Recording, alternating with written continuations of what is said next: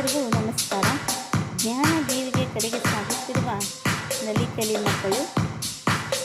ನಾನು ಶ್ರೀಮತಿ ಶೋಭಾ ಸಿ ಪಾಟೀಲ್, ಸರ್ಕಾರಿ ಹೆಣ್ಣು ಮಕ್ಕಳ ಶಾಲೆ ಸತ್ತಿ, ಅಥಣಿ ವಲಯ,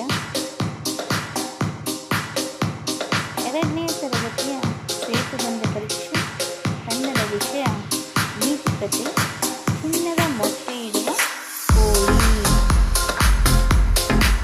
ಹಾಗಾದರೆ ಮಕ್ಕಳೇ, ಚಿನ್ನದ ಮೊಟ್ಟೆ ಇಡುವ ಕೋಳಿ ಕಥೆಯನ್ನು ಕೇಳ್ತೀರಾ?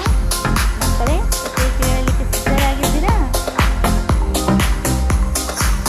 ಬನ್ನಿ ಮಕ್ಕಳೇ. ಒಂದು ಊರಿನಲ್ಲಿ ಒಬ್ಬ ರೈತನಿದ್ದ. ರೈತನೆಂದರೆ ನಿಮಗೆ ಗೊತ್ತಿರಬೇಕಲ್ಲ ಮಕ್ಕಳೇ, ಹೊಲದಲ್ಲಿ ಕೆಲಸ ಮಾಡುವವರು, ನಮ್ಮ ದೇಶದ ಒಂದು ಬೆನ್ನೆಲುಬು. ಆ ರೈತ ಅವನು ಒಂದು ಕೋಳಿಯನ್ನು ಸಾಕಿದ್ದ.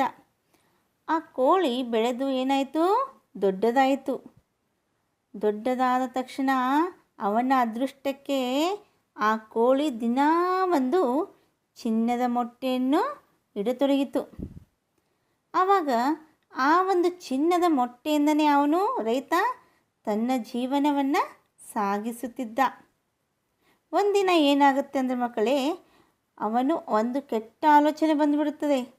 ಯಾವ ಕೆಟ್ಟ ಆಲೋಚನೆ ಅಂದರೆ, ದಿನಾ ಮೊಟ್ಟೆ ಮಾರಿ ಜೀವಿಸುವುದು ಬೇಸರವನಿಸಿಬಿಡುತ್ತೆ ಅವನಿಗೆ.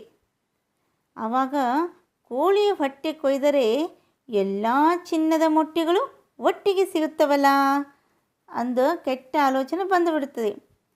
ಆವಾಗ ಏನು ಮಾಡುತ್ತಾನೆ ಅಂದರೆ ಮಕ್ಕಳೇ, ಆ ಕೋಳಿಯ ಹೊಟ್ಟೆಯನ್ನು ಕೊಯ್ದು ಬಿಡುತ್ತಾನೆ.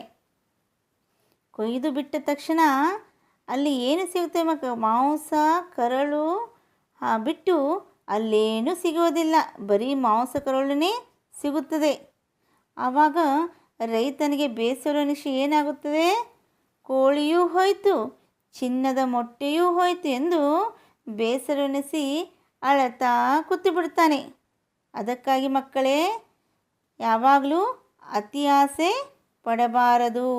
ಈ ಕಥೆಯ ನೀತಿ ಏನೆಂದರೆ, ಅತಿ ಆಸೆಯಿಂದ ಗತಿ ಕೇಡು, ದುರಾಸೆಯೇ ದುಃಖಕ್ಕೆ ಮೂಲ. ಮಕ್ಕಳೇ, ಅತಿ ಆಸೆ ಯಾವಾಗಲೂ ಪಡಬಾರದು. ಧನ್ಯವಾದಗಳು.